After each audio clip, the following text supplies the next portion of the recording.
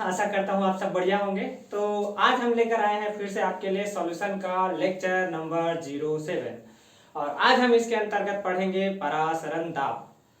परासरण दाब क्या होता है इसके बारे में हम जानने से पहले हम समझेंगे कि विसरण क्या होता है, जिसको हम क्या कहते हैं, डिफ्यूजन कहते हैं। विसरण को समझ करके ही हम क्या करेंगे, परासरण और परासरण दाब के बारे में जानेंगे और इसका जो उपयोग होता है ये भी हम जानेंगे कि कहाँ कहाँ होता है। आपने आरओ का नाम सुना होगा, आरओ से जो पानी पीते हैं वो वाला आरओ, तो उसका जो प्रोसेस है कि वो कैसे काम करता है हम इसके अंदर जानने का समझेंगे और इसके ऊपर पूरा चर्चा करेंगे। तो चलिए शुरू करते हैं आज का क्लास। तो हमारा क्लास का आज का टॉपिक क्या है, परासरण दाब। और ये है किसका टॉपिक, तो विलियम का लेक्चर नंबर 07 और ये अणु संख्या गुणधर्म का लास्ट टॉपिक है, यानी कि परासरण दाब हमारा क्या है, लास्ट टॉपिक है किसका, अणु संख्या गुणधर्म का। इसके पहले वाले लेक्चर में हमने हिमांक में अवनमन कर लिया था, जो कि अणु संख्या गुणधर्म का ही एक टॉपिक था। तो परासरण दाब समझने से पहले हमको परासरण समझना पड़ेगा और परासरण समझने से पहले हमको क्या समझना पड़ेगा, विसरण क्या होता है, जिसको हम लोग इंग्लिश में क्या कहते हैं, डिफ्यूजन कहते हैं। क्या कहते हैं, डिफ्यूजन।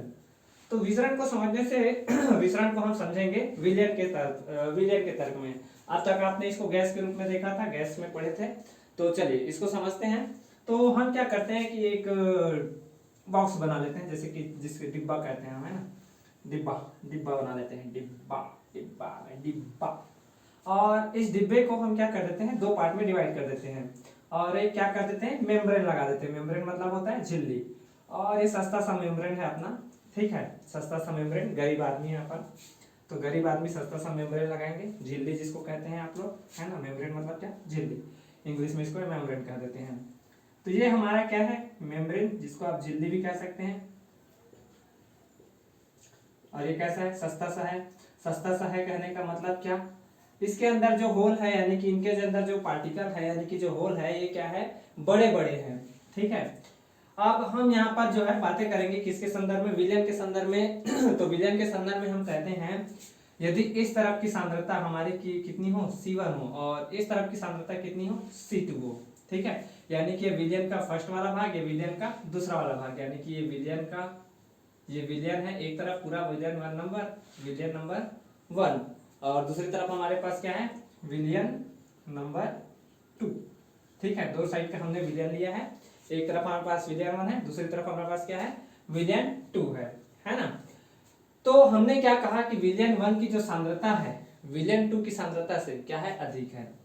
विलियन 1 की जो सांद्रता है, C1 की जो मान है, ये C2 से अधिक है, यानी कि विलियन 1 की सांद्रता विलियन 2 की सांद्रता से अधिक है। अब यहाँ पर सांद्रता का कहने का मतलब क्या होता है, सांद्रता की इकाई होती है मोल पर लीटर, दोनों का आयतन तो सेम है। तो बात आती है कि मोल किसके बारे में बात करता है, तो मोल आती है विलेय के संदर्भ में। जितना भी हमारा सांद्रता का जो ठेका लेकर रखा है, यानी कि सांद्रता के हम जितनी भी बातें करेंगे, ये सब विलेय की बातें करेंगे। विलेय जो होगा, जिसकी तरफ अधिक होगा तो उसकी सांद्रता अधिक होगी। अरे आप जानते हैं ना, विलयन में क्या होता है, विलेय और विलायक। तो विलेय की सांद्रता जिधर अधिक होगी और मतलब उसकी सांद्रता विलयन की अधिक होगी, और जिस तरफ विलेय की सांद्रता कम होगी उस तरफ विलयन की जो सांद्रता है ये क्या होगी, कम होगी। तो हमने क्या कहा, विलयन की जो सांद्रता है पहले तरफ ज्यादा है, दूसरी तरफ कम है, यानी कि विलेय किस तरफ ज्यादा है, इस तरफ ज्यादा है। विलेय अधिक किस तरफ है, यदि हमसे कहे कि विलेय की जो अधिकता है, विलेय की जो एक्सेस है, एक्सेस का मतलब होता है अधिक मात्रा में, ये किस ओर है करके कहा जाएगा, तो फर्स्ट की ओर है। किसकी ओर है, फर्स्ट की ओर है। अच्छा, विलय की बात आपने कही, तो विलायक की भी बात कर लीजिए। तो विलायक किधर कम होगा, विलायक किधर कम होगा, जिधर विलेय कम होगा, जिधर विलेय कम होगा, या विलयन की सांद्रता जिधर कम होगी, यानी कि कौन सा हिस्सा, तो विलायक का जो हिस्सा है वो किधर अधिक है, तो वो एक्सेस में किधर है, एक्सेस में है दूसरी ओर, किधर और दूसरी ओर। अब डिफ्यूजन में होता क्या है कि यहाँ पर विलेय और विलायक दोनों के जो मॉलिक्यूल्स है, यानी कि जो अणु हैं, ये एक दूसरे से क्या होते हैं, एक दूसरे की ओर जाते रहते हैं, यानी कि अधिक सांद्रता से कम सांद्रता की ओर जाते रहते हैं। तो विलेय के अणु इधर ज्यादा है, इधर कम है, तो विलेय के जो पार्टिकल है ये कहाँ जाएंगे, अधिक से कम की ओर, बराबर करना है। डिफ्यूजन का मतलब ही क्या है, विसरण, तो इधर उधर गति करेंगे। तो विलेय के जो पार्टिकल है, यानी कि विलेय के जो मॉलिक्यूल्स हैं, ये किस ओर जाएंगे, दूसरे कक्ष में जाएंगे, दूसरे चेंबर में जाएंगे। और विलायक का जो अणु है वो किस ओर जाएगा, जिधर विलायक के अणु कम है तो वो किस ओर है, हमारे कक्ष नंबर 1 या चैम्बर नंबर 1 की ओर। इस प्रकार दोनों के दोनों एक दूसरे की ओर क्या करते हैं, गति करते हैं। जिनकी सांद्रता अधिक होती है वो उसकी ओर, जिसकी सांद्रता कम होती है वो उसकी ओर। अब यहाँ पर हमने क्या कहा, विलायक और विलेय दोनों जा सकते हैं। क्यों? क्योंकि ये हमारा सस्ता सा मेम्ब्रेन है, इसमें हम कुछ भी कर सकते हैं, ये आसानी से इधर उधर जा सकते हैं। विलेय के कण थोड़ा बड़े होते हैं तो आसानी से जा पा रहे हैं, है ना। तो परिभाषा क्या बनती है विसरण की, यदि हमको कहा जाए तो विसरण की परिभाषा यदि हमको कहा जाए तो हम क्या कहेंगे, तो विलेय की जो विसरण की जो परिभाषा है यदि हम कहें तो क्या कहेंगे, तो विलेय के जो कण है या किसी भी पदार्थ के जो कण है, किसी भी पदार्थ का कह सकते हो या कुछ भी कह सकते हो, क्योंकि यहाँ पर विलेय और विलायक दोनों के अणु जा रहे हैं। अच्छा, मैं ऐसे पूछूं कि यदि हमारा जो पार्टिकल है विलेय के, वो क्या केवल 1 से 2 की ओर जा रहा है, कि 2 से 1 की ओर भी जा रहा है, कि 1 और 2 दोनों में जा रहे हैं। बात को समझो, क्या कहा मैंने, विलेय के जो कण है, विलेय ही पूरा ठेका लेकर के रखा है, ये हमको समझो कि हमारा हीरोइन है ना, हीरोइन सर बहुत बड़ी बात बोल दी। तो हमने क्या कहा, विलेय के जो कण है क्या केवल वो 1 से 2 की ओर जाएंगे, 1 से 2 की ओर जाएंगे, कि 2 से 1 की ओर भी आएंगे, या 1 और 2 दोनों आपस में एक दूसरे की ओर जाएंगे। बातें समझे? तो विलेय के जो कण है ना, ये 1 से 2 भी जाते हैं, 2 से 1 भी आते हैं, यानी कि कुछ इधर भी जाते हैं, कुछ वाले इधर भी आते हैं। लेकिन जो रिजल्टेंट होता है, यानी कि जो हम कह सकते हैं नेट, यानी कि जो हमारा परिणामी जो क्या कहते हैं विलेय के जो कण गति किए, वो जो होता है 1 से 2 में जाते हैं। जो नेट मूवमेंट होता है वो कहां से जाता है, 1 से 2 में जाता है। तो विसरण की यदि हमको परिभाषा कहेगा तो किसी भी पदार्थ का, यहाँ पर लिख सकते हो आप कि किसी भी पदार्थ का, अब यहाँ पर हम कह सकते हैं कोई भी हो सकता है, ये विलेय या विलायक दोनों भी हो सकता है, विलेय और विलायक दोनों भी हो सकता है, क्योंकि विलेय भी जा रहा है और यहाँ से विलायक भी जा रहा है। कहाँ से जा रहा है, 2 से 1 की ओर। तो किसी भी पदार्थ का अपनी उच्च सांद्रता वाले क्षेत्र से अपनी निम्न सांद्रता वाले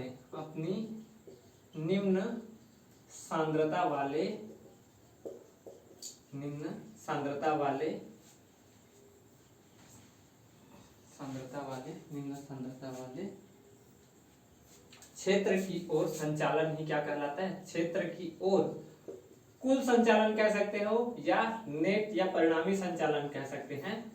परिणामी संचालन क्या कहलाता है, हमारा विसरण कहलाता है। क्या कहलाता है, विसरण कहलाता है, विसरण। ठीक, ये हुआ हमारा विसरण। ठीक है, इसमें विलेय के कण भी जा रहे हैं, इसमें विलायक के भी कण जा रहे हैं। ठीक, अब ये तो बात हुई विसरण की। अब हमने क्या कहा था, हमने कहा था ऑस्मोसिस के बारे में, यानी कि परासरण के बारे में। तो परासरण के बारे में हम कहेंगे, क्या कहेंगे परासरण के बारे में, तो परासरण के लिए फिर से हम क्या करते हैं, एक डिब्बा बनाते हैं ऐसा। ठीक है, हमने ऐसा एक डिब्बा बनाया इसके अंदर, और इस बार हम थोड़ा सा महंगा मेम्ब्रेन लगाते हैं। इस बार हम क्या करते हैं, थोड़ा सा महंगा मेम्ब्रेन लगाते हैं, यानी कि अब हम अमीर हो चुके हैं। पहले क्या थे, गरीब थे तो सस्ता मेम्ब्रेन लगाए थे, जिसमें से केवल विलेय विलायक दोनों जा सकते थे। अब हम जब लगाए हैं महंगा मेम्ब्रेन, इसमें जो पोर्ट्स है या जिसको आप होल कहते हैं, वो क्या होंगे, छोटे छोटे होंगे, है ना। इस बार भी इधर C1 इधर C2, विलयन की सांद्रता C1, विलयन की सांद्रता C2, इधर विलयन नंबर हमारा 1 और ये हमारे पास विलयन नंबर 2, विलयन नंबर 2। यहाँ पर विलयन नंबर 2 की जो सांद्रता है ये कम है, किससे, C1 से। तो यहाँ पर विलेय के जो कण है ये कम है, यहाँ पर विलेय के जो कण है ये क्या है, अधिक है। यहाँ पर विलायक के कण अधिक है, यहाँ पर विलायक के जो कण है ये क्या है, कम है। इधर विलेय ज्यादा है और उधर विलायक ज्यादा है। इधर क्या अधिक है, विलायक, और उधर कौन अधिक था, विलेय, है ना। जैसा फिर पहले था अब भी वैसे ही। इस मेम्ब्रेन को हम क्या कहते हैं, अर्धपारगम्य झिल्ली। इस मेम्ब्रेन को हम क्या कहते हैं, अर्धपारगम्य झिल्ली। इसको एनसीईआरटी बड़ा कूल सा नाम देती है, एसपीएम का फुल फॉर्म पूछा तो क्या कहेंगे, सेमी परमिएबल मेम्ब्रेन। सेमी का मतलब होता है आधा, आधा यानी अर्ध। इसमें से क्या होंगे, कुछ पार्टिकल जाएंगे, कुछ पार्टिकल नहीं जाएंगे। यहाँ जो पोर्ट्स है ये क्या है, छोटे छोटे, यहाँ पोर्ट्स क्या था, बड़ा बड़ा था, तो बड़ा बड़ा था तो क्या हुआ, यहाँ से विलेय और विलायक दोनों के जो कण है ये आसानी से निकल गए। यहाँ छोटा छोटा होल है, छोटे छोटे पोर्ट्स हैं, तो यहाँ किसी के पार्टिकल जाएंगे, किसी के पार्टिकल नहीं जाएंगे। अब यहाँ पर जैसे हमने मेम्ब्रेन लगाया तो विलेय के जो पार्टिकल है, विलेय के जो मॉलिक्यूल्स कहो, पार्टिकल कहो, वो जो है गति नहीं कर पाएंगे, वो जो है गति नहीं कर पाएंगे। अब क्यों नहीं कर पाएंगे सर, ऐसा क्या हुआ कि गति नहीं कर पाएंगे? तो विलेय के जो कण होते हैं ये क्या होते हैं, बड़े बड़े होते हैं, यानी कि इतना बड़ा नहीं, मतलब थोड़ा बड़े बड़े होते हैं, तो वो इस पोर्ट से यानी कि इस छेद से निकल नहीं पाते हैं। अब इस छेद से निकल नहीं पाएंगे तो क्या वो गति कर पाएंगे आगे की ओर? नहीं, क्योंकि ये पोर्ट उसको जाने नहीं देगा, तो क्या कर देंगे, रोक देंगे। तो यहाँ पर जाएगा कौन, केवल विलायक के ही पार्टिकल जाएंगे, विलायक के पार्टिकल कहो, मॉलिक्यूल्स कहो, वो ही क्या करेंगे, आगे की ओर जाएंगे, यानी कि 2 से 1 की ओर जाएंगे। यहाँ पर केवल विलायक के अणु जा रहे हैं, यहाँ पर विलेय और विलायक दोनों के जा रहे हैं, दोनों में भेद समा जा रहा है, दोनों में अंतर समा जा रहे हैं। यहाँ विलेय के पार्टिकल नहीं जा पा रहे हैं, कारण उसका साइज बड़ा है, विलायक के जा रहे हैं क्योंकि इसके साइज छोटा है ना। अब ये जो प्रक्रिया है ना कि विलायक के जो कण है कहां से कहां जा रहे हैं, अपनी उच्च सांद्रता से अपने निम्न सांद्रता की ओर, इसके जो क्या कहते हैं, जो कण है उनके संचालन है, ये क्या कहलाता है, हमारा परासरण कहलाता है। यह जो प्रक्रिया क्या कहलाता है, परासरण, है ना। परासरण के बारे में पूछा जाए तो हम क्या कहेंगे, परासरण की परिभाषा के विषय में हमको कहा जाए तो हम क्या कहेंगे, तो विलायक के जो कण है, विलायक के जो कण है वो अपनी उच्च सांद्रता से, अपनी उच्च सांद्रता से अपनी निम्न सांद्रता की ओर, अपनी उच्च सांद्रता से अपनी निम्न सांद्रता की ओर जो संचालन है किसका, कणों का, वही क्या कहलाता है, हमारा परासरण कहलाता है। ठीक है, कुछ दूसरा परिभाषा भी बना सकते हैं क्या बच्चों, बिल्कुल बना सकते हैं। क्या कह सकते हैं, विलयन के जो कण है, अब तक विलयन की, क्योंकि विलायक और विलेय दोनों था यहाँ पर, ऐसा नहीं कि केवल विलेय था यहाँ पर विलायक नहीं था, यहाँ पर भी विलायक था विलेय नहीं था, ऐसा नहीं था, यहाँ पर भी विलेय विलायक था, यहाँ पर भी विलेय विलायक था, लेकिन इधर विलेय अधिक था, इधर विलायक अधिक था। तो हमने क्या कहा कि विलेय के जो, हाँ, तो विलयन के जो कण है, विलयन के जो कण है, विलायक भी तो उसी का हिस्सा है ना, तो विलयन के जो कण है वो अपनी निम्न सांद्रता से, क्या कहा, अपनी निम्न सांद्रता से उच्च सांद्रता वाले क्षेत्र की ओर जो कण का संचालन है, किसके, विलयन के कणों का जो संचालन है अपनी निम्न सांद्रता से अपनी उच्च सांद्रता की ओर, क्योंकि यहाँ पर इसकी सांद्रता विलयन 2 की सांद्रता कम है, विलयन 1 की सांद्रता अधिक है, तो विलयन 2 की जो कम सांद्रता है वो अधिक सांद्रता की ओर जो संचालन है कणों का, और कैसा संचालन, परिणामी संचालन, क्या कहलाता है, हमारा विसरण कहलाता है। फिर से लिखेंगे इसके बारे में, तो परासरण विलायक के टर्म में लिखें कि विलेय के टर्म में लिखें, दोनों सही हैं। तो विलायक के जो कण हैं, विलायक के जो क्या कह सकते हैं, पदार्थ के जो कण हैं, विलायक के जो कण हैं अपनी उच्च सांद्रता से, अपनी उच्च सांद्रता वाले क्षेत्र से, अपनी उच्च सांद्रता वाले क्षेत्र से अपनी निम्न सांद्रता वाले क्षेत्र की ओर, सांद्रता वाले क्षेत्र की ओर जब चलते हैं तो यह प्रक्रिया या यह जो प्रोसेस है क्या कहलाती है, जब चलते हैं या क्षेत्र की ओर चलते हैं तो यह प्रक्रिया क्या कहलाती है, अच्छा किसके द्वारा जाता है ये भी लिखना जरूरी है। तो किससे होकर के जा रहे हैं, जब चलते हैं किससे होकर के, अर्धपारगम्य झिल्ली से होकर के, अर्ध शॉर्ट फॉर्म में लिख देते हैं SPM से होकर के, SPM से होकर जब चलते हैं तो यह क्या कहलाता है, यह प्रक्रिया परासरण कहलाता है। यह प्रक्रिया क्या कहलाएगा, परासरण कहलाता है। ठीक, या फिर ऐसा भी कह सकते हैं कि विलयन के जो कण हैं वो अपनी निम्न सांद्रता से अपनी उच्च सांद्रता वाले क्षेत्र की ओर जो परिणामी संचालन है किससे होकर के, अर्धपारगम्य झिल्ली से होकर के जो चलते हैं, तो ये क्या कहलाता है, परासरण कहलाता है। ठीक है, क्या कहलाता है, परासरण कहलाता है। अच्छा, यह जो प्रोसेस है ये कब तक चलेगा, यह जो प्रोसेस है ये कहीं ना कहीं तो रुकेगा, ऐसा नहीं कि सर हमेशा चलता रहेगा। तो यह जो प्रोसेस है यहाँ भी और यहाँ भी कहाँ पर रुकेगा, जब तक दोनों ओर की जो सांद्रता है ये बराबर ना हो जाए, जब तक दोनों क्षेत्र की या दोनों ओर की जो सांद्रता है ये एक समान ना हो जाए, जब तक दोनों ओर की सांद्रता एक समान ना हो जाए तब तक यह प्रक्रिया चलती रहेगी। एक समान ना हो जाए तब तक यह प्रक्रिया चलती रहती है, ठीक है, जब तक यह सांद्रता अपनी ओर चलती रहेगी। ठीक, तो ये था हमारा किसका, ये था हमारा परासरण।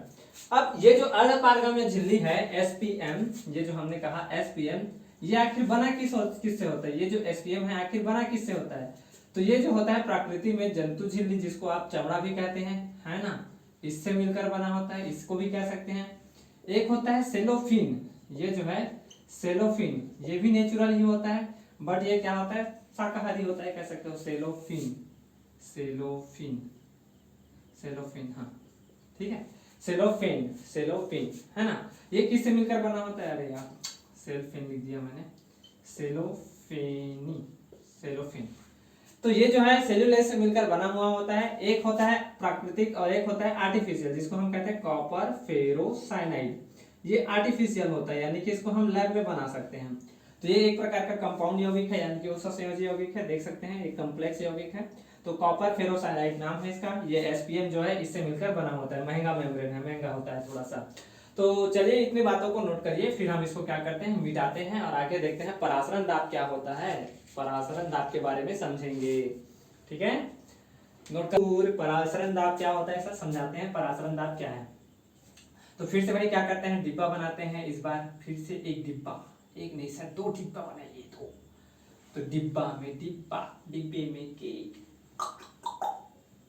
आगे नहीं कहेंगे, डिब्बा बनाया सर। यहाँ पर हमने ये कुछ इस प्रकार से डिब्बा बनाया हमारा, थोड़ा सा बड़ा बना लेते हैं, बढ़िया सा ये हमारा बन गया डिब्बा, डिब्बे में डिब्बा। और इसमें हम क्या कर देते हैं, बीच में हम क्या कर देते हैं, एसपीएम लगा देते हैं। थोड़ा सा अमीर हो चुके हैं, पहले गरीब थे, अब क्या हो गए हैं, अमीर हो चुके हैं। ये हमारा क्या है, एसपीएम। एसपीएम का मतलब समझते हैं, अर्धपारगम्य झिल्ली। क्या है, अर्धपारगम्य झिल्ली, ठीक है। एक तरफ हम रखते हैं विलयन को, एक तरफ हम रखते हैं किसको, विलयन को, और दूसरी ओर हम रखते हैं विलायक। विलायक बहुत ही सुंदर विलायक से, है ना, बहुत ही शुद्ध और सुंदर विलायक से हमारे पास नन्हा सा विलायक, ठीक, ये हमारे क्या, विलायक, ठीक। अब जब हम इसको ऐसे ही छोड़ देंगे, यानी कि मेम्ब्रेन के साथ ऐसे लगा करके यदि छोड़ देंगे, तो परासरण की जो प्रक्रिया है, ये हमने आपको समझाया था कि विलायक के ही पार्टिकल कहाँ चलेंगे, विलयन की ओर चलेंगे। क्यों, क्योंकि विलयन में क्या होगा, सांद्रता अधिक होगा, क्योंकि यहाँ विलय के कण है, यहाँ विलय के कण बिल्कुल नहीं है, तो सांद्रता किसकी अधिक है, विलयन की अधिक है। किसकी कम है, विलायक की कम है। तो हमने क्या सिखाया अभी कि विलायक के जो कण है ये कहाँ चलेंगे, विलयन की ओर। कैसे चलेंगे, अर्धपारगम्य झिल्ली से होकर से। तो सॉल्वेंट यानी कि ऐसे जो है सुर सुर करके ऐसे सॉल्वेंट के जो पार्टिकल है, यानी कि विलायक के जो पार्टिकल हैं, ये क्या होंगे, विलयन की ओर भागेंगे। ये भागे से विलयन की जो विलायक के जो पार्टिकल है सुर सुर करके भागेंगे सर, कहाँ की ओर, विलयन की ओर। किसकी ओर, विलयन की ओर। किससे होकर के, एसपीएम, एसपीएम से होकर सर, ठीक है। और यह प्रक्रिया क्या कहलाती है, परासरण कहलाती है। यह प्रक्रिया क्या कहलाती है, परासरण कहलाती है। यही प्रक्रिया क्या कहलाती है, हमारी परासरण कहलाती है। अब इसी परासरण की जो प्रोसेस है, यानी कि जो ऑस्मोसिस प्रोसेस है, इसको रोकने के लिए जो हम एक्स्ट्रा दाब लगाते हैं, यानी कि एक्स्ट्रा जो प्रेशर लगाते हैं, यही क्या कहलाता है, हमारा परासरण दाब कहलाता है। समझाते हैं क्या कहते हैं, कि यहाँ पर हमने लगा दिया एक पिस्टन, यहाँ पर विलयन की साइड हमने क्या कर दिया, लगा दिया क्या, पिस्टन। ये रहा हमारा पिस्टन, पिस्टन, ये हमने लगा दिया पिस्टन, ठीक है।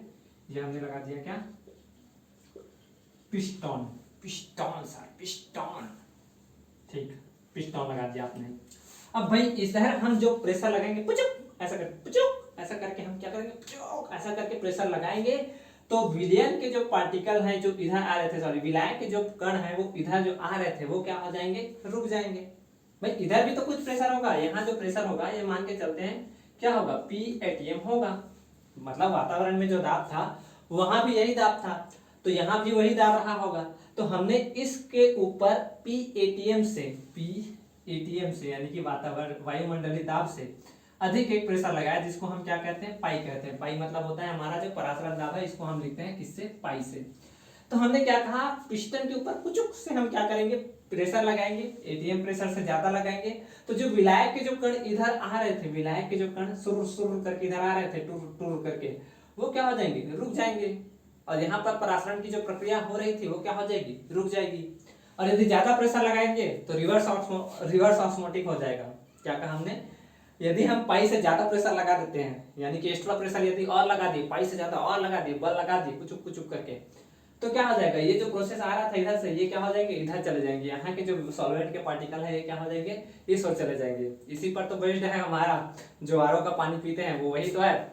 आपने सुना होगा, वो विज्ञापन भी आता होगा, कैंप देता है सबसे शुद्ध पानी विज्ञापन लेकर के आती है, देखे होंगे आप अपने टीवी में। तो यहाँ पर जो रिवर्स ऑस्मोटिक का जो कॉन्सेप्ट है ये इसी पर बेस्ड है, यानी कि यदि हम एक्स्ट्रा प्रेशर ज्यादा लगा देंगे इस ओर, तो क्या होने लग जाएगा, यहाँ के जो विलायक के जो पार्टिकल हैं, या विलयन भी कह सकते हो, तो जो शुद्ध विलायक है वो यहाँ से निकल करके इस ओर आना चालू हो जाएगा, जिधर इधर सांद्रता इसकी अधिक है फिर भी। तो अभी हमने क्या कहा, परासरण के बारे में कहा। तो परासरण दाब क्या है, तो विलयन की तरफ, ये विलयन की तरफ ही लगा रहे हैं, तो विलयन की तरफ जो एक्स्ट्रा फोर्स लगा करके, यानी कि एक्स्ट्रा दाब लगा करके जो आप क्या करेंगे, परासरण की प्रक्रिया को रोकेंगे। अभी परासरण क्या है, विलायक से विलयन की ओर, विलायक से विलयन की ओर जो पदार्थ के कण जा रहे थे, यानी कि जो विलायक के कण जा रहे थे, यह प्रक्रिया क्या कहलाती है, परासरण कहलाती है। तो हम परासरण दाब के बारे में बात करें, तो परासरण को रोकने के लिए जो एक्स्ट्रा दाब लगाया जाता है विलयन की ओर, किसकी ओर, विलयन की ओर, उस प्रक्रिया या उस दाब को हम क्या कहते हैं, क्या कहते हैं, परासरण दाब कहते हैं। और इसको दर्शाते किससे हैं, तो पाई से दर्शाते हैं। किससे दर्शाते हैं, पाई से। ज्यादा फोर्स लगाए तो रिवर्स ऑस्मोटिक हो जाएगा। तो चलिए लिखें इसके बारे में कि परासरण दाब क्या होता है। तो परासरण दाब क्या होता है, चलो लिखें। तो विलायक से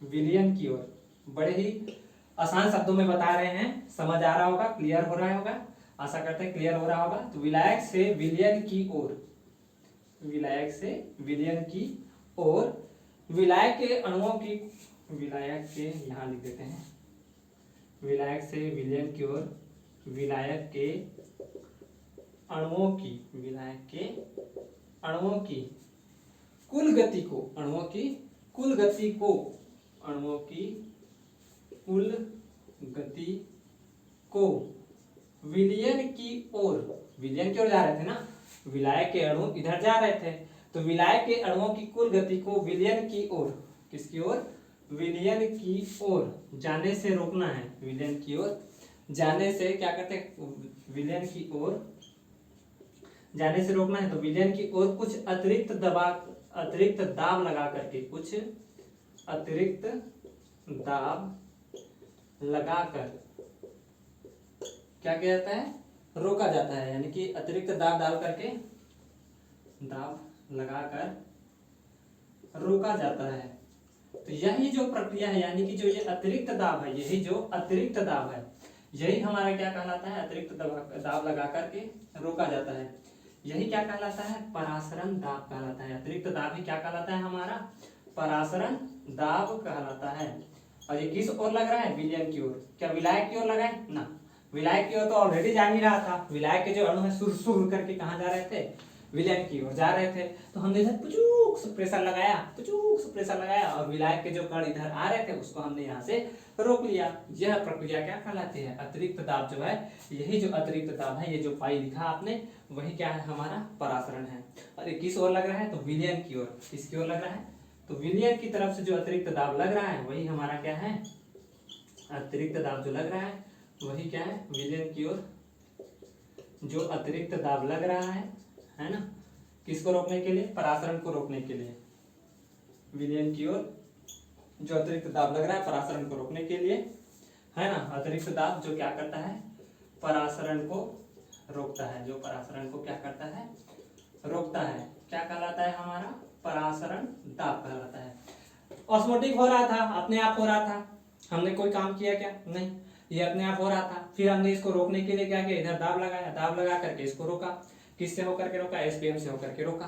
ठीक, अब यहाँ पर हमने बात की पाई के बारे में, तो पाई से लिखते हैं पराशरण दाब को। तो ये जो पाई है एक्सपेरिमेंट से, कहाँ से, एक्सपेरिमेंट से देखा गया कि ये किसके समानुपाती है, m, और m क्या है यहाँ पर मोलरता, किसकी मोलरता, तो विलयन की मोलरता, विलयन की मोलरता, विलयन की मोलरता से संबंधित है। मोलरता क्या होता है, आपने पढ़ा होगा मोलरता के बारे में, क्या होता है, पढ़ाया था हमने मोलरता के बारे में। तो मोलरता बराबर क्या होता है, विलेय के मोलों की संख्या, विलेय के मोलों की संख्या डिवाइडेड बाय विलयन का आयतन, विलयन का आयतन से आने वाला तन। और ये किस में नापते हैं हम, इन लीटर में, किसमें नापते हैं हम, लीटर में नापते हैं।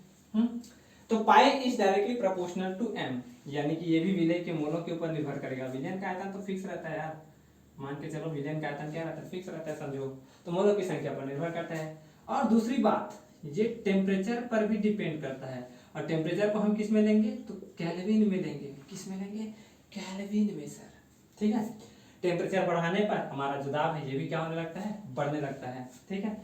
फिर दोनों को हमने मिला करके लिखा, तो pi is equal to m i t, m i t sir, m i t, जहां पाई क्या, जहां पाई क्या, पराशरण दाब, पराशरण दाब, m क्या, m मोलरता, किसकी मोलरता, किसकी मोलरता, विलयन की, किसकी, विलयन की, विलयन की मोलरता। और यहाँ पर जो r है इसको हम कहते हैं विलयन का नियतांक, इसको हम क्या कहते हैं, विलयन नियतांक या स्थिरांक। और इसका जो वैल्यू है आज के लिए आप मान लीजिए, आज के लिए क्या, इस लेक्चर के लिए 0.0821 atm लीटर पर मोल केल्विन, atm लीटर पर मोल केल्विन। और जो T है ये क्या है, ताप है, इसको आप परम ताप भी कह सकते हैं। और ये किस में नापा जाएगा, इन केल्विन, केल्विन में नापा जाएगा। तो इतनी बातों को नोट करें, फिर आगे हम बढ़ते हैं, इसके न्यूमेरिकल्स देखेंगे और समझेंगे कि इसके बारे में क्या है, ठीक है। देखो हमने क्या कहा, pi is equal to M R T, ये बिल्कुल एकदम ऐसा नहीं लग रहा है कि आप देखो मैंने क्या कहा, pi is equal to M R T, M R T, R T, R T, R T, तो pi is equal to M R T. ये क्या है, ये हमारा कुछ ऐसा नहीं है कि ये पाई क्या है, गैस लॉ के संबंधित, कि पी मतलब क्या, प्रेशर, और m बराबर आपने क्या कहा, number of moles per unit volume, ठीक है, पर यूनिट वॉल्यूम मतलब वॉल्यूम का आयतन, और ये r गैस नियतांक, t टेम्परेचर। तो इस v को हम यदि इधर भेज दे तो pv इज इक्वल टू क्या होता है, nRT। अरे हाय हाय सर गजब हो गया, ये तो हमने 11th में भी पढ़ा था, बढ़िया सा रेट से भी गया था, एग्जाम में आया भी था, पर सर बना नहीं पाए, बहुत दुख है सर, है ना। देखिए गैस का नियम हम कहाँ लागू कर रहे हैं, लिक्विड में लागू कर रहे हैं। गैस का जो नियम Pv is equal to nRT था, आपने पढ़ा होगा आइडियल गैस के बारे में, आदर्श गैस समीकरण। ये क्या है, आदर्श गैस समीकरण ही तो है, आदर्श गैस समीकरण। आदर्श गैस समीकरण को हमने लागू कर दिया किसमें, लिक्विड, यानी कि विलयन में, विलयन किसमें, लिक्विड में। सर बहुत ही सुंदर बात कही आपने। अब इसी से संबंधित हम ढेर सारे क्वेश्चन भी करेंगे जो कि एग्जाम में पूछे भी जाते हैं, बट ज्यादातर क्वेश्चन व्हाट ऑफ फैक्टर से आता है। ये सब तो बहुत ही हलवा टॉपिक है ना, हलवा से हलवा, ठीक। चल नोट करें। अच्छा, यदि सर हमको प्रेशर एटीएम में ना दिया हो तो एटीएम में चेंज करने की कोई टेक्निक नहीं जाता है कि यदि हमको प्रेशर एटीएम में ना दिया हो तो एक एटीएम का जो मान होता है ये लगभग होता है 1.01 गुणा 10 की घात 5 पास्कल, 1 गुणा 10 की घात 5 पास्कल, ठीक है। या फिर इसी को ऐसा भी लिख सकते हैं कि 1.05 इंटू 10⁵ न्यूटन पर मीटर स्क्वायर, न्यूटन पर मीटर स्क्वायर। या फिर और अब बार में यदि हम चेंज करें तो ये लगभग होता है 1.01 बार, लगभग, है ना। बार भी यूनिट है प्रेशर की। यदि हमको पूछा जाए कि एक बार में कितने एटीएम होते हैं तो लगभग हम बोल सकते हैं कि लगभग होता है सर 0.987 एटीएम के लगभग होता है ना, लगभग इतना कह सकते हैं एक बार में। अच्छा, यदि सर हमको और कुछ पूछा जाए तो हम बोल सकते हैं कि ये लगभग और होता है 760 mm of Hg, 760 mm of Hg, यानी कि मरकरी में इसका जो दाब होता है ये कितना होता है 760 mm होता है ये। इसी को आप टॉर भी कहते हैं, 760 टॉर के लगभग होता है, 760 टॉर के लगभग होता है। ठीक है, नोट कर लो इतनी बातें को। अधिक जानकारी के लिए कॉल करें किस पर कॉल करें चलिए इतनी बातें समझ आई। चलिए अब सर्वप्रथम सवाल इस पर हम करते हैं क्वेश्चन नंबर 1। ठीक है, क्वेश्चन नंबर 1। तो कैन चीनी के लिए, कैन शुगर जिसको आप कहते हो, cane sugar, cane sugar, cane sugar formula जानते हैं ना, C12H22O11 जिसको आप सुक्रोज भी कहते हैं। तो कैन शुगर के लिए, कैन शुगर के लिए 15 डिग्री सेल्सियस पर, कैन शुगर के लिए 15 डिग्री सेल्सियस पर परासरण दाब की गणना कीजिए, परासरण दाब की गणना करें यदि इनका वेट बाई वॉल्यूम परसेंट, यानी कि भार का आयतन से प्रतिशत कितना हो, 5% हो। ठीक है, कितना प्रतिशत हो, 5% हो। ठीक है, क्या कहा हमने सॉल्यूशन के बारे में कि हमको क्या क्या दिया गया है। सर्वप्रथम तो इसका एटॉमिक वेट तो आप जानते हैं, कैन शुगर का, कैन शुगर का जो एटॉमिक वेट होता है यानी कि जो परमाणु भार होता है ये लगभग कितना होता है, तो 342, ये आप कैलकुलेट कर सकते हैं, है ना। अब हमको क्या दिया गया है, वेट बाई वॉल्यूम परसेंट दिया गया है, और कितना दिया गया है 5%। तो 5% मतलब 5 डिवाइडेड बाई 100 मल्टीप्लाई 100, यानी कि 5 ग्राम, इस 100 को साइड कर दीजिए, परसेंट है तो अभी, है ना। तो 5 ग्राम जो है ये 100 ml सॉल्यूशन में घुला हुआ है, यानी कि 5 ग्राम क्या है, विलेय का भार, विलेय का क्या है भार, दिया गया भार, और ये क्या है विलयन का आयतन, विलयन का आयतन। अच्छा, यहाँ पर हमको कुछ और दिया गया है, रो का वैल्यू भी दिया गया है, ये 1.13 दिया गया है ग्राम पर ml, 1.13 ग्राम पर ml, ये हमारा विलयन का क्या है आयतन है, ये हमारा क्या विलयन का आयतन है। अब हम एक फार्मूला जानते हैं, वो क्या है कि पाई इज इक्वल टू, यानी कि जो हमको परासरण दाब की गणना करने के लिए कहा जा रहा है, तो पाई इज इक्वल टू होता है क्या हमारे पास MRT, जहाँ टी का वैल्यू क्या दिया गया 15 डिग्री सेल्सियस। तो 15 डिग्री सेल्सियस को बदलिए केल्विन में, तो 15 से जोड़ दीजिए 273 को, तो ये क्या आ जाएगा 288 केल्विन, 288 केल्विन। ठीक, 288 केल्विन। अब हमको क्या निकालना है, मोलैरिटी निकालनी है, मोलरता निकालनी है। तो मोलरता निकालने के लिए हमको क्या चाहिए, मोलरता बराबर m बराबर क्या होता है, m बराबर नंबर ऑफ मोल्स, किसके number of moles, cane sugar के। तो कैन शुगर के नंबर ऑफ मोल्स कैसे निकलेंगे, दिया गया भार कितना है 5 ग्राम, n डिवाइडेड बाई v होता है। तो v का मान अपने को दिया गया है 100 ml, विलयन का आयतन, तो नंबर ऑफ मोल्स निकालिए। तो 5 हो गया उसका भार, और 342 हो गया उसका एटॉमिक वेट, और हमको विलयन का आयतन दिया गया है 100 ml, और उसका जो लीटर में चेंज करोगे तो नीचे में क्या आ जाएगा 1000 आ जाएगा। तो हमको सभी चीजें पता हो गई, आर का वैल्यू भी पता है हमको 0.0821 atm लीटर पर मोल केल्विन ये होता है। तो यहाँ पर पाई का जो वैल्यू है ये निकालना चाहे तो क्या होगा हमारे पास, पाई का जो वैल्यू है m बराबर आपने क्या लिखा 5 डिवाइडेड बाई 342। अब उसको ऐसा भी बदल सकते हो कि मल्टीप्लाई 1000 डिवाइडेड बाई 100, और इसको हम क्या लिख सकते हैं t का वैल्यू, अच्छा इसका वैल्यू r का 0.0821 और मल्टीप्लाई 288, ठीक है, मल्टीप्लाई 288 टेम्परेचर का। तो जब आप इसको सॉल्व करेंगे तो ये लगभग आ जाएगा हमारे पास, लगभग आ जाएगा ये हमारे पास कितना 3.46 atm, क्या आ जाएगा 3.46 atm लगभग, ठीक है 3.46 atm, और ये हमारा क्या रहेगा आंसर रहेगा। ठीक है, आशा करता हूँ आपको समझ आया होगा।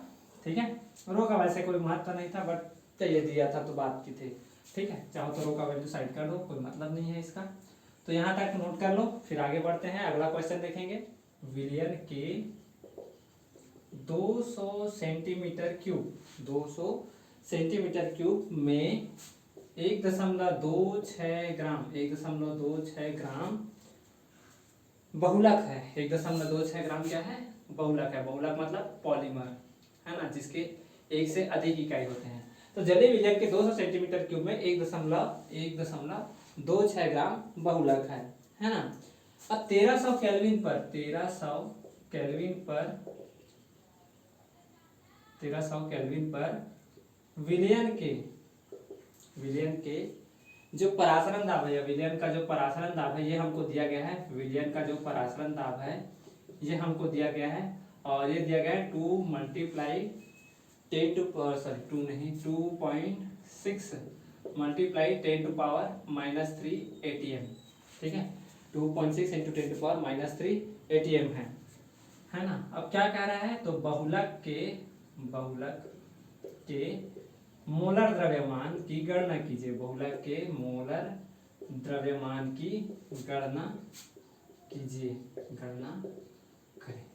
ठीक है, बहुलक के मोलर द्रव्यमान की गणना कीजिए। ठीक, ऑप्शन भी दिया गया है आपको। पहला दिया गया है ऑप्शन 50,000 ग्राम पर मोल। ठीक है, बी दी गई है 60,000 ग्राम पर मोल, सी दी गई है 70,000 ग्राम पर मोल, और डी दी गई है 80,000 ग्राम पर मोल। ठीक है, 4 ऑप्शन आपके पास दिया गया है। ट्राई करें, अपने पास पॉज करके नोट कर लें, उसके बाद इसको ट्राई करें। ठीक है, फिर हम बताते हैं आपको। नोट कर लिए? चलो बना लिए। चलो देखें, तो हमारे पास फॉर्मूला कौन सा होता है, तो pi is equal to m/t, और m बराबर हम क्या लिखते हैं, n/v, और ये RT। ठीक, RT। ठीक है, तो n का वैल्यू हमको क्या दिया गया है, 1.26 ग्राम है, उसका दिया गया भार। हमको भार कितना दिया गया है, 1.26 ग्राम। उसका आणविक भार पता है क्या, मोलर भार नहीं पता, तो उसको हम क्या मान लेते हैं, x। विलयन का आयतन दिया गया है क्या, हाँ दिया गया है सेंटीमीटर क्यूब में। तो हमने आपको बताया था कि 1 लीटर में 1000 ml होता है, और इसी को हम 1000 सेंटीमीटर क्यूब भी बोल सकते हैं। तो हमको किस में दिया गया है, 200 सेंटीमीटर क्यूब दी गई है, तो इसको लीटर में चेंज करेंगे तो नीचे क्या आ जाएगा, 1000 आ जाएगा। अब मल्टीप्लाई आर का वैल्यू आप जानते हो 0.0821, और टेम्परेचर का जो वैल्यू है ये कितना दिया गया है अपने को, यहाँ पर देखिए 1300 केल्विन दी गई है, तो यहाँ पर हम लिख देंगे 1300, है ना। और हमको पाई का वैल्यू भी दी गई है, तो पाई का वैल्यू क्या है, 2.6 इंटू 10 टू पावर -3 बराबर 1.26 divided by x divided by 200 divided by 1000 गुणा 0.0821 और मल्टीप्लाई में 1300।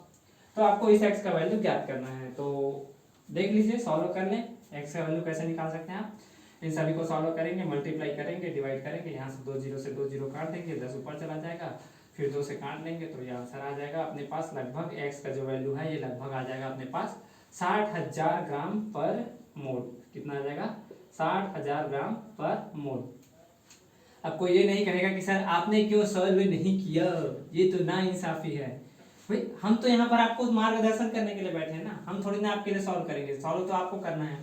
तो यहाँ पर सॉल्व करके हमारे पास जो आंसर आएगा ये कितना आएगा, मिलान कर लेना, कितना आएगा, 60,000 ग्राम पर मोल। ठीक है, ठीक, अब नोट कर लो इतनी बातों को, फिर हम थोड़ा सा आगे बढ़ते हैं और इसके ऊपर और क्वेश्चन आता है, कुछ बातें हैं इसके बारे में वो भी जान लेते हैं। अब एक बात होता है आइसोटोनिक, टोन मतलब हमारे पास जो प्रेशर है उसको हम लिखते हैं टोन से, तो एक होता है आइसोटोनिक। तो आइसोटोनिक का मतलब क्या होता है, यहाँ पर जो परासरण दाब होता है ये क्या होता है, इक्वल होता है। परासरण दाब क्या होता है, बराबर होता है। परासरण दाब क्या होता है, बराबर होता है ना। यानी कि यहाँ पर जो पाई 1 और पाई 2 का जो वैल्यू है ये क्या होता है, इक्वल होता है। पाई 1 और पाई 2 का वैल्यू क्या होता है, इक्वल होता है। दोनों ओर का जो प्रेशर है ये क्या होता है, इक्वल होता है ना। पाई 1 बराबर क्या होता है, पाई 2 होता है। अब देखिए कुछ बातें जो होती हैं, ये हमारा जो आर है ये तो सभी जगह सेम होता है, टी का वैल्यू भी लगभग सभी जगह सेम होता है। आलसी लोग होते हैं, ज्यादा कुछ करते नहीं है ना। तो जो वैल्यू आता है वो किस पर डिफर करता है, मोलरता पर। तो यहाँ पर आपने पाई 1 बराबर पाई 2 कहा, यानी कि यहाँ पर मोलरता भी आपस में क्या हो जाएंगी, बराबर हो जाएंगी। तो m1 बराबर क्या हो जाएगा, m2 हो जाएगा। m1 बराबर क्या हो जाएगा, m2 हो जाएगा। ऐसी होता है हाइपोटोनिक, एक होता है क्या, हाइपोटोनिक। तो हाइपोटोनिक क्या होता है, जहां पर पाई 1 का जो वैल्यू है, जहां पर पाई 1 का जो वैल्यू है ये पाई 2 से कम होता है। पाई 1 सॉरी पाई वन का जो वैल्यू है ये पाई टू से क्या होता है, कम होता है। पाई वन का जो वैल्यू है ये क्या होता है, पाई टू से कम होता है, यानी कि यहाँ परासरण दाब क्या होता है, कम होता है, परासरण दाब कम होता है। तो यहाँ पर ये भी कह सकते हो कि सर M1 का मान भी M2 से छोटा होगा। परासरण दाब M1 का जो मान है ये क्या होगा, M2 से छोटा होगा, है ना। और लास्ट होता है हाइपरटोनिक। सुने होंगे हाइपरसोनिक मिसाइल। तो हाइपर मतलब क्या होता है, गुस्सा भी आना। तो गुस्सा आता है कब, जब आपका वो सब चीज माइंड का प्रेशर जो है वो ज्यादा हो जाता है। तो यहाँ पर जो पाई वन का वैल्यू है ये पाई टू से अधिक होता है। पाई वन का जो वैल्यू होता है ये क्या होता है, परासरण दाब अधिक होता है। यहाँ परासरण दाब क्या होता है, तो अधिक होता है परासरण दाब यहाँ पर, ठीक है। परासरण दाब क्या होता है, यहाँ पर अधिक होता है, ठीक। नोट कर लो इतनी बातों को, फिर हम अंतिम बात समझेंगे किसके बारे में, रिवर्स ऑस्मोटिक क्या होता है और इसका उपयोग क्या होता है, इसका जो उपयोग है मेन कहाँ कहाँ होता है इसके बारे में। तो नोट कर लिए होंगे इतनी बातों को। मैं रिवर्स ऑस्मोटिक यानी कि व्युत्क्रम परासरण, व्युत्क्रम परासरण, व्युत्क्रम परासरण, ऑस्मोटिक नहीं है, ऑस्मोसिस, ऑस्मोसिस। इसी को आप शॉर्ट फॉर्म में क्या कहते हैं, RO। सुना होगा ना, केंट देता है सबसे शुद्ध RO का पानी, केंट RO लीजिए और शुद्ध पानी पीजिए। तो ये RO का काम क्या होता है इसके बारे में हम क्या करते हैं, समझते हैं। तो फिर से वही बातें, क्या डिब्बा बनाइए, 2 डिब्बा बनाते हैं, 2 डिब्बा बनाइए सर, बिल्कुल बनाइए, आपकी इच्छा, 2 बनाइए, 3 बनाइए। तो यहाँ पर हमने 2 डिब्बा बनाया, दोनों डिब्बे के बीच हमने क्या कर दिया, एक महंगा सा मेम्ब्रेन लगा दिया। महंगा मेम्ब्रेन, महंगा मेम्ब्रेन हमारे मतलब कौन सा, SPM, SPM, ठीक। इसको हम क्या कहते हैं, अर्ध पारगम्य झिल्ली। इधर हम क्या करते हैं, विलयन रखते हैं, जो कि थोड़ा सा क्या रहता है, विलय के साथ मिला होता है तो अशुद्ध होता है। और इधर हमारा सुंदर सा विलायक सर, सुंदर सा और कैसा शुद्ध सर, एकदम प्योर सॉल्वेंट सर, ठीक। ये हमारे पास क्या, प्योर सॉल्वेंट, ठीक है, शुद्ध विलायक, शुद्ध विलायक, बड़ा सुंदर सा विलायक सर, कोई भी अशुद्धि नहीं, एकदम पवित्र। तो हमने सुना है कि सर परासरण जो है ये अपने आप होता है। तो परासरण जो है यानी कि विलायक के जो कण है निकल निकल करके किसकी ओर भागते हैं, तो विलयन की ओर भागते हैं सर। किसकी ओर भागते हैं, तो विलयन की ओर भागते हैं। और ये प्रक्रिया क्या कहलाती है, परासरण कहलाती है। तो इसको समझने के लिए हमने कहा था कि इधर हम थोड़ा सा ये भी बना लेते हैं। इधर क्या है, नल लगा है समझो, और इधर हमारे पास क्या है, एक पिस्टन लगा वाला है अपने पास, पिस्टन लगाते हैं इधर, याद है ना, पिस्टन लगा करके परासरण की प्रक्रिया को रोकते थे। इधर हमारे पास क्या था, पिस्टन था। तो हम इस पर क्या करते थे, प्रेशर लगाते थे। तो वो प्रेशर क्या होता था, PATM प्लस पाई। परासरण को रोकने के लिए जो एक्स्ट्रा प्रेशर लगाते थे वो क्या था, पाई। अब इधर से मैं यदि पाई से भी अधिक यानी कि PATM प्लस पाई, तो पाई क्या करता था, परासरण दाब लिखते थे हम। पाई को क्या बोलते थे, परासरण दाब। परासरण दाब क्या करता था, परासरण की प्रक्रिया को रोकता था। परासरण की प्रक्रिया को क्या करता था, रोकता था। अब इधर मैं इस पिस्टन के ऊपर क्या कर दूं, पाई से भी ज्यादा प्रेशर लगा दूं, ऐसा करके प्रेशर लगाऊंगा। तो यहाँ जो विलयन के कण है यानी कि जो शुद्ध विलायक के कण है, ये निकल करके कहाँ चले जाएंगे, इस ओर चले जाएंगे। क्या कहा मैंने, यदि मैं एक्स्ट्रा प्रेशर लगाता हूं इस पिस्टन के साथ ऐसा करके, तो क्या होगा, यहाँ पर जो विलायक के कण है, यहाँ विलयन में विलेयक भी होंगे, विलायक भी होंगे। विलयन में क्या होंगे, विलेय और विलायक दोनों होंगे। अच्छा सर, विलेय के कण क्यों नहीं जा पाएंगे, विलेय के कण क्यों नहीं जा पाएंगे, क्योंकि हमने बताया था कि SPM क्या होता है, बहुत ही महंगा मेम्ब्रेन होता है, उसमें से छोटे छोटे पार्टिकल ही जा पाएंगे। विलेय के जो कण है ये थोड़ा सा बड़े होते हैं तो नहीं जा पाएंगे। तो विलायक के जो कण है ये क्या होते हैं, इधर चले जाते हैं। विलायक के जो कण है निकल निकल करके कहाँ जाते हैं, इस ओर जाते हैं। तो परासरण दाब के अतिरिक्त, परासरण दाब के अतिरिक्त, परासरण दाब के अतिरिक्त जो एक्स्ट्रा यानी कि जो अतिरिक्त दाब लगाकर विलायक के जो कण हैं, विलायक के कहो या विलयन के कहो एक ही बात है ना। विलयन लिख लो यार, विलयन के कण को शुद्ध विलायक की ओर क्या करते हैं, भेज देते हैं। शुद्ध विलायक की ओर क्या कर देते हैं, शुद्ध विलायक की ओर गति करा देते हैं, संचालन करा देते हैं, संचालन करा देते हैं या संचालन कराने लगे या करते हैं। शुद्ध विलायक की ओर संचालित संचालित लिख लो, संचालित होने लगते हैं। तो ये जो एक्सटर्नल प्रेशर है यानी कि जो एक्स्ट्रा प्रेशर है, यही क्या है हमारा रिवर्स ऑस्मोटिक का कारण है। किसके कारण है? ये व्युत्क्रम परासरण का, इसी को हम आरओ का प्रोसीजर कहते हैं। ये बहुत महंगा प्रणाली होता है। इससे हम क्या करते हैं? डीसलाइनेशन करते हैं, यानी कि समुद्री जल से, इसको हम क्या कहते हैं? डीसलाइनेशन प्रोसेस करते हैं। इसमें क्या होता है? इसमें जो होता है रिमूवल ऑफ सॉल्ट होता है, यानी कि यहाँ जो सॉल्ट होता है ये क्या होता है? इसको हटाया जाता है, यानी कि पानी से नमक को हटाया जाता है। ये समुद्री जल से, यानी कि समुद्री जल से क्या करता है? पीने योग्य पानी बनाता है। समुद्री जल से क्या करता है? पीने योग्य पानी बनाता है, पीने योग्य पानी बनाता है। ठीक है।